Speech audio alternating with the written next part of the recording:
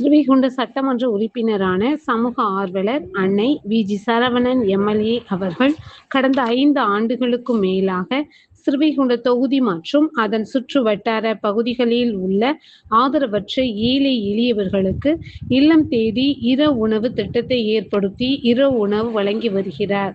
இந்நிலையில் தமிழக வெற்றிக் கழகத்தின் ஐம்பெரும் கொள்கை தலைவர்களுள் ஒருவரான சமூக ஆர்வலர் அஞ்சலையம்மாளை கொள்கை தலைவராக அறிவித்ததன் ஏற்பால் தமிழக வெற்றிக் கழகத்துடன் இணைந்து தமிழகத்தின் நிரந்தர முதல்வர் திரு சி. ஜோசப் விஜய் அவர்களின் ஆசியுடன் கழக பொதுச் செயலாளர் அண்ணன் புஷி என். ஆனந்த் அவர்களின் வழிகாட்டுதலின்படியும் மதிய உணவு மற்றும் இரவு உணவு திட்டத்தை ஏற்படுத்தி உணவு வழங்கி வருகின்றார்.